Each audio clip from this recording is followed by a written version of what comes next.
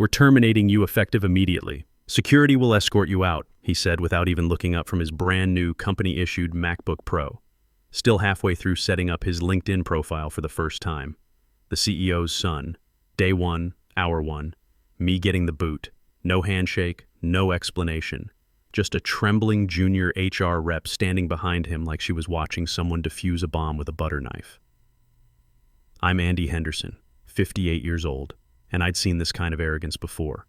Back in the Navy, we called it Golden Boy syndrome. Kids who thought rank came with their last name instead of earning it through sweat and years of getting their hands dirty. But this was different. This wasn't some spoiled midshipman on a training cruise. This was my company. Well, technically speaking. The ink on his onboarding packet was still wet, and he was already playing executioner. Christopher Morrison had his blonde hair styled like he stepped out of a Forbes magazine shoot, his Harvard MBA diploma probably still in the mail, and his confidence inflated like a parade balloon at the Macy's Thanksgiving Day parade. He didn't ask questions. He didn't even blink. Just read the termination notice off his iPad, word for word, like he was ordering coffee at Starbucks. You could tell someone coached him, probably his father or some overpriced consultant who taught him how to disrupt traditional hierarchies and modernize legacy leadership structures. The kind of business school garbage that sounds impressive in PowerPoint presentations, but crumbles the moment it hits real-world corporate politics. I didn't flinch or argue. I stood up slowly, adjusted my jacket, the same navy blazer I'd worn to board meetings for the past 15 years, and handed over my badge with the kind of calm you learn after 30 years of swallowing corporate politics and grinding through boardroom wars. The badge felt lighter than it should have. Funny how a piece of plastic and metal can carry so much weight until the moment you let it go. He thought he was firing me, thought this was his big power move on day one, his chance to show Daddy and the board that he wasn't just another nepotism hire, that he could make the tough decisions and clean house like a real executive. What Christopher Morrison didn't realize was that I'd been preparing for this exact moment for 25 years. All I said was, I want to do this right. Tell your father the board meeting in 4 hours should be interesting. The words hung in the air like smoke from a lit fuse. Christopher barely looked up from his screen, probably already mentally composing his victory tweet or planning his celebration dinner. But I caught the HR rep's eyes widening slightly. Jennifer. Been with the company for 8 years. She knew something was off, even if she couldn't put her finger on what. Then I walked out. Past the silent HR rep, past the security guard who looked more confused than concerned. Hell, Mickey had been working security here since before Christopher was old enough to drive, past the framed photo of the founding family in the lobby. That photo always bothered me. Glossy corporate propaganda showing 3 generations of Morrisons standing in front of our flagship vessel, the Houston Pride. Funny how they managed to leave out the man who actually wrote the bylaws they built their maritime empire on. The lobby felt different as I walked through it. Same marble floors, same reception desk where Patricia had been fielding calls for the past decade, same floor-to-ceiling windows looking out at the Houston skyline. But something had shifted. Maybe it was just me, but the air felt charged like the moment before a thunderstorm when you can taste the electricity.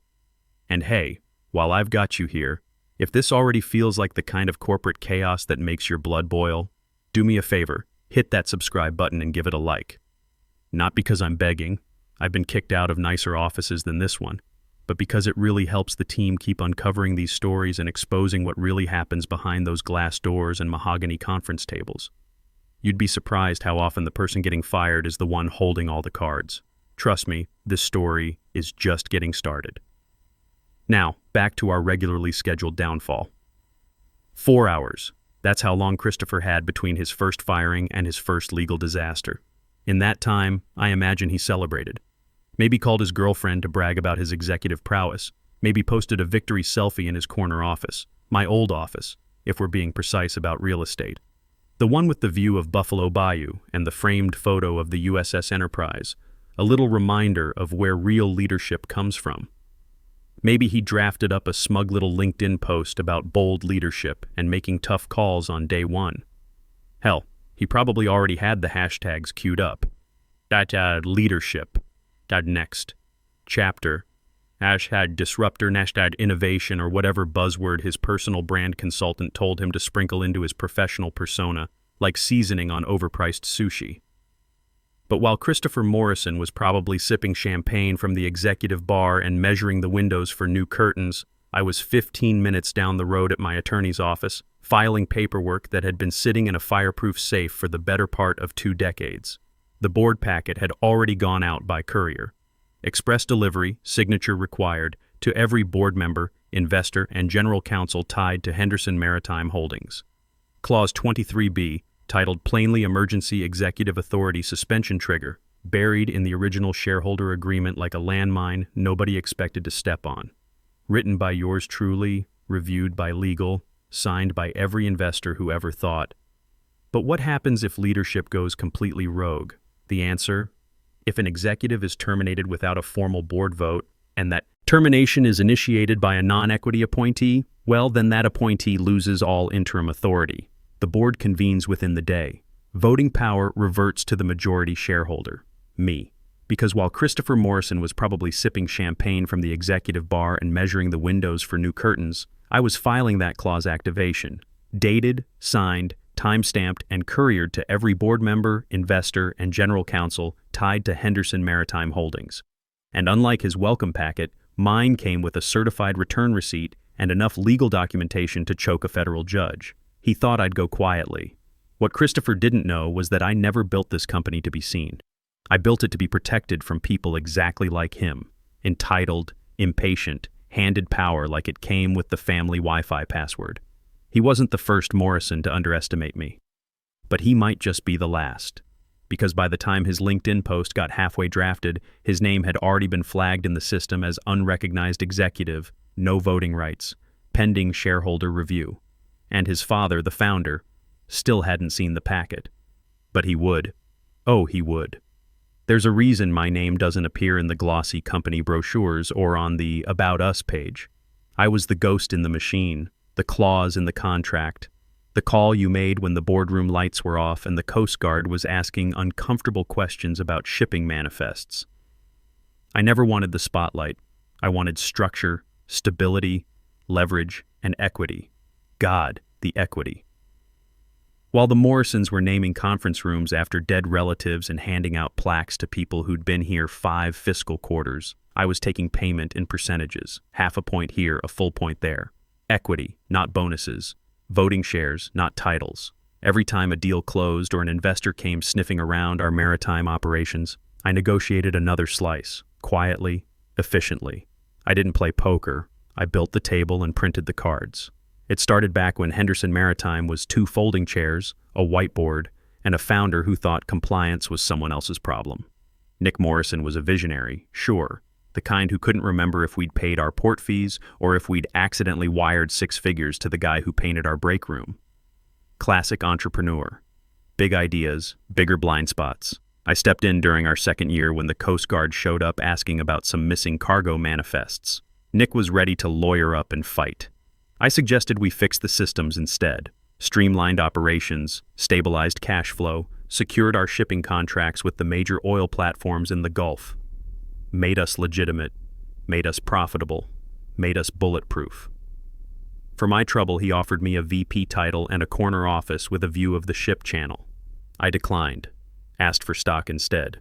You'd rather own the ceiling than sit under it, he joked, lighting up one of those Cuban cigars he loved so much. Exactly, I said. By year 3, I was sitting on 18%. Not bad for a Navy logistics officer who knew how to read a balance sheet.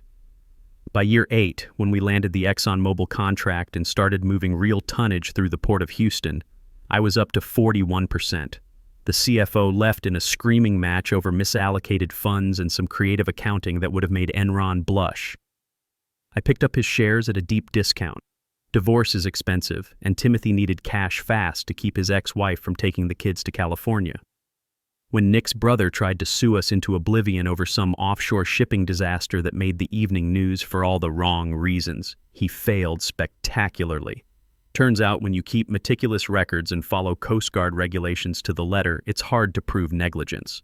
After his legal fees mounted into 7 figures, he offered to settle privately. I took his remaining 26% in exchange for a bulletproof NDA and a promise never to leak the family's regulatory nightmare to the maritime trade publications. 67%. That's where I sat, quietly. No fanfare, no parades, just majority ownership, neatly filed in the Delaware registry where Henderson Maritime Holdings was incorporated. And nestled inside that ownership was Clause 23B, a weird little appendix section nobody ever bothered to read because we'd never needed it. Until now. The clause said that if a non-equity executive ever terminated a corporate officer without board approval, all executive powers would be suspended pending shareholder review. It was a clause for emergencies, betrayals, stupidity. I wrote it after Nick's nephew, different nephew, this was back in 2008, tried to fire the entire logistics department during a tantrum over some missing invoices. That kid's maritime career went dark in 48 hours. Lost his merchant marine license and everything. That was the last time anyone touched power they didn't earn. Until Christopher. Because what this Harvard MBA didn't understand, what nobody told him in his overpriced business school seminars about disrupting traditional industries, was that inheriting a title doesn't mean inheriting control. Control isn't gifted. It's not in your last name or on your office nameplate or in your LinkedIn headline. It's in the contracts, in the fine print, in the clause written during a 2 a.m. conference call with a paranoid investor from Boston who wanted to know what would happen if someone's entitled kid got promoted above their competence level. Turns out, it activates exactly like this. One arrogant termination, no board vote, no cause, no process. Just a kid with fresh teeth whitening and a new email signature strutting into my office like he was directing a reboot of Succession, but with ships instead of media empires. He had no clue that by reading that script, he triggered a corporate trapdoor that had been waiting 25 years for someone stupid enough to step on it. Now that clause was live. I didn't just send the activation letter, I sent a full legal packet. Shareholder statements, equity breakdown, archived email approvals, time-stamped documents, notarized copies. I even included Christopher's little termination memo, signed and dated, complete with its grammatical errors and HR witness signature. They'd laugh about that one later. Well, someone would. Because while he was figuring out how to order new office furniture and get his key card upgraded to executive privileges, the board was reading a memo titled Immediate Suspension of Executive Authority, Clause 23B Activation. Christopher was about to learn what real power looks like. And Nick Morrison had no idea his newest family legacy project had just stepped on a landmine with his son's name engraved on the trigger. Somewhere on the 20th floor, in a glass-walled office he hadn't earned and didn't understand, the CEO's son poured himself a glass of celebratory scotch, the kind of bottle they saved for major contract signings or IPO announcements, neither of which were on his horizon. Macallan 18, if I had to guess, Nick's favorite, probably passed down like everything else in that family. He opened it like he'd just conquered Rome, not fired the man who actually built the empire. Took a photo for Instagram, posted it with some caption about making tough decisions on day one and disrupting legacy thinking. The kind of corporate motivational poster nonsense that makes actual business people want to throw their phones into the ship channel. First day, first problem solved, he texted his girlfriend. Time to modernize this place. He kicked off his Italian leather shoes, leaned back in the executive chair like he'd seen in a million stock photos, and opened his laptop to begin drafting a LinkedIn post that would have made any PR professional vomit from secondhand embarrassment. Something about making bold decisions for long-term innovation and bringing maritime logistics into the digital age. He paused halfway through typing, "Leadership is action, not tradition," unaware he was about to lose both. Meanwhile, across Houston, metaphorically and literally, the board members were opening a very different kind of package. One sealed in a fireproof FedEx envelope stamped, "Confidential, Clause 23B, Activation." The courier had arrived 15 minutes prior, handed the packets to executive assistants like they were jury summons, and left without a word. Express delivery to 8 different addresses across Texas, Louisiana, and one unfortunate investor who'd moved to Florida but still held voting shares from the early days. Inside that packet was a 3-inch thick stack of corporate hell. Cover page, Clause 23B Activation, Shareholder Transition Protocol. Subheading, Request for Emergency Board Meeting under Bylaw 8.4. Attached was a signed trigger letter dated that morning, time-stamped at 7:03 a.m., hours before I was ever terminated. I'd been preparing this paperwork since the moment I heard Nick was bringing Christopher on board as Chief Innovation Officer. Call it Navy training, call it paranoia, call it 30 years of watching entitled kids crash and burn in corporate America. I saw this coming from a nautical mile away.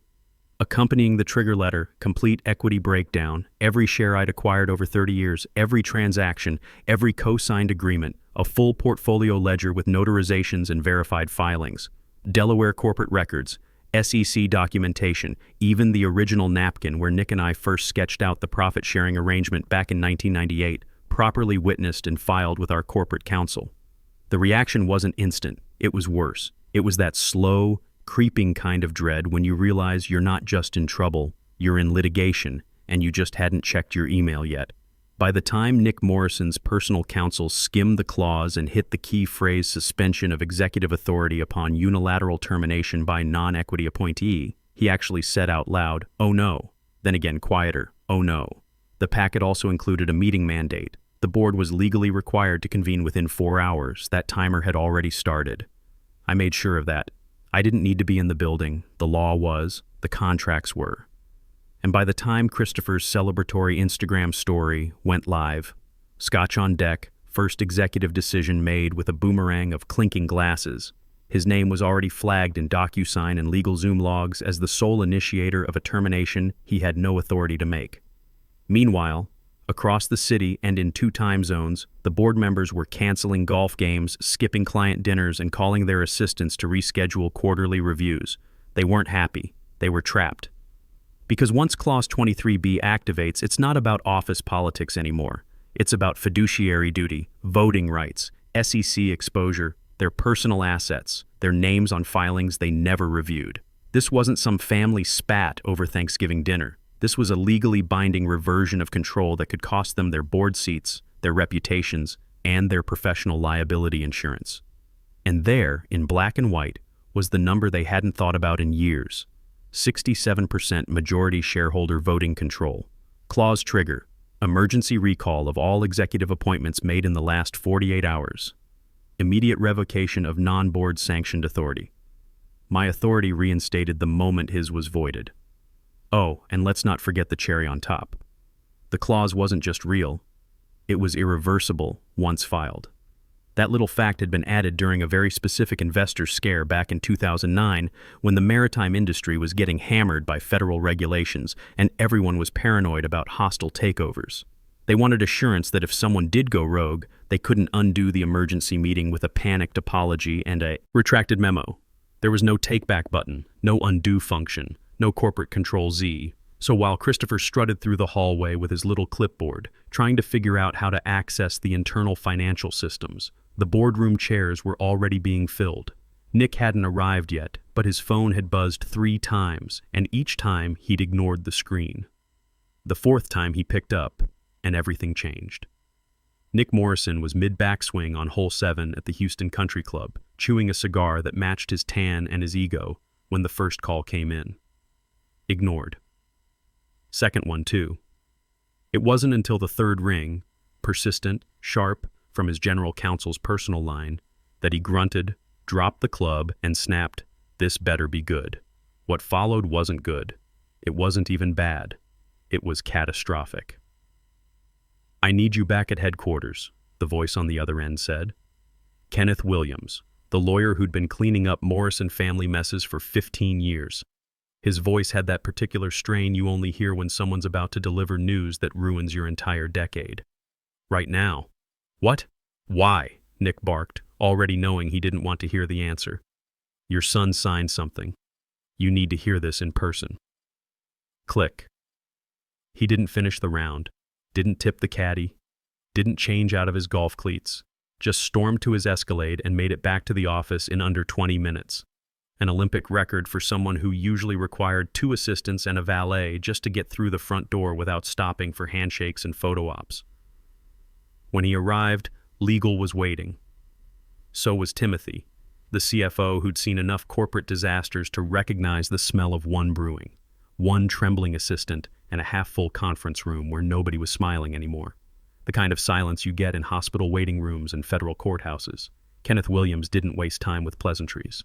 Just opened a leather folder, took a breath like a man preparing to deliver a terminal diagnosis, and read, per Clause 23B of the amended shareholder agreement, any executive termination carried out by a non-equity appointee without prior board vote shall result in immediate revocation of all interim leadership authority, suspension of executive appointments made within the past 48 hours, and automatic deferment of executive control to the majority shareholder pending emergency board review. Nick froze for a second. He looked like he hadn't heard English. Then his jaw clenched, his temples pulsed, and he growled, "Who signed the termination?" No one answered. The silence stretched like taffy. He asked again, louder, more desperate. "Who the hell signed the termination?" Timothy swallowed hard, eyes flicking to the junior assistant who looked like she might vomit into her tablet. Finally, Kenneth responded, flat and unforgiving. "Your son, Christopher, alone." The silence in that room was surgical. Nick blinked once, slowly, then again. The color drained from his face like someone had pulled a plug behind his ears. 20 years of building this company, turning Henderson Maritime from a two-boat operation into a Gulf Coast powerhouse, and his own son had just handed it back to the man who really owned it. He doesn't have sign-off authority, Nick said, as if saying it out loud could somehow roll back the clock and undo the last 4 hours of his life. "No," Kenneth said, "he doesn't. He never did. He was appointed Chief Innovation Officer by you, ratified by the board, and he holds zero equity. His authority is entirely derivative, which means under Clause 23B, his unilateral termination of a corporate officer is invalid and illegal." Nick ran a hand over his mouth, pacing like a caged animal, muttering under his breath, "Jesus, Jesus Christ." Then louder, "This is a misunderstanding. I'll talk to him. We'll rescind it." Kenneth didn't let him finish. "There is no rescind. The clause is live. It's been triggered. Paperwork was filed before the termination was executed, time-stamped, notarized, and distributed to all investors. You've got 90 minutes left before the emergency meeting begins." "But he's my son," Nick tried, the words coming out like a plea. "He's not a shareholding family member," Kenneth cut in. "And right now he's sitting in Andy Henderson's office drinking your good scotch and asking the IT department how to change the company mission statement." Nick sat down hard, like the chair had punched him. His hands were shaking. No longer the swaggering patriarch of a $500 million maritime empire, just an aging man who realized he'd handed a loaded gun to someone who thought the safety was optional. "Where is Andy?" he asked, voice barely audible. "Probably writing his acceptance speech," Timothy muttered. Nick looked up, eyes red. "What do we do now?" Kenneth closed the folder. "You sit in that boardroom. You listen. You do not interrupt. And when he walks in, because he will walk in, you remember that Andy Henderson holds 67% of this company." "God help us all," Nick said, mostly to himself. At exactly 2:59 p.m., the boardroom door handle turned. Slow, deliberate. You could feel the room tense like a live wire. Nobody spoke. Even Christopher, who'd been summoned from his office celebration, stopped scrolling through his phone. I walked in at 3:00 on the dot. No rush, no fanfare. I wore the same navy suit they'd seen me in 1,000 times before, tailored like a uniform, not flashy, not loud, but unmistakably mine. The kind of presence that didn't need introduction or explanation. I didn't smile, didn't nod, didn't ask permission. I walked straight to the head of the table, the seat Nick hadn't touched since the clause landed like a depth charge, and placed a leather folder in front of me. I didn't sit. I opened it and read. My voice was calm, not theatrical, not emotional, just fact. As majority shareholder, I said, I formally request a binding vote to rescind all executive appointments made in the past 48 hours, pending shareholder review. The words hit like hammers on steel. No reaction at first, just silence, as if the room had forgotten how to breathe. Then the board chair cleared his throat. Motion received, logged, and entered into record for immediate consideration. Christopher looked like he might faint.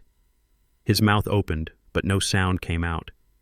His hands, so steady hours earlier when he signed a firing memo with a signature that meant nothing now, trembled around the edges of his legal pad. And still, I didn't speak. Nobody did. Because there it was, written, spoken, witnessed. A reminder that I hadn't lost control when I was escorted out. I had given them the illusion of it. They thought I'd walk away. They thought the badge meant power. But I wasn't an employee. I was the owner. And this was my reminder. The lawyer confirmed the filing. Clause 23B empowers majority shareholder authority to override interim executive decisions pending board verification. A vote may proceed. The board chair nodded gravely. Motion is live. All in favor of rescinding Christopher Morrison's appointment as Chief Innovation Officer? 8 hands went up. No hesitation, no discussion needed. Motion carries unanimously. Christopher's face went white as printer paper. Wait, you can't just... Security, I said quietly. Not loud, not theatrical. Just fact. 2 guards appeared at the door like they'd been waiting in the wings. Mickey, the same guy who'd escorted me out that morning, gave me a small nod. Professional respect between working men. Christopher Morrison, Mickey said gently.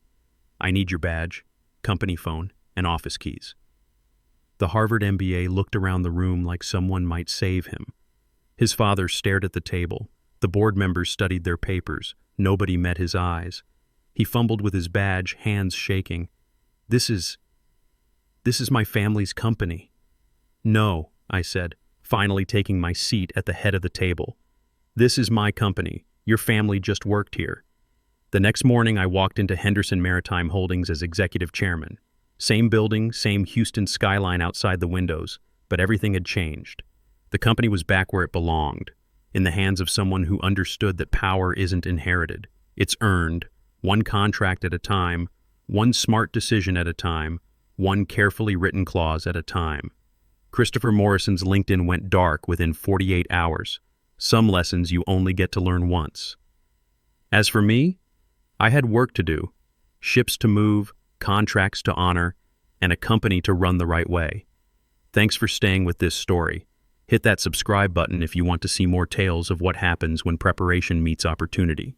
Trust me, there are plenty more where this came from.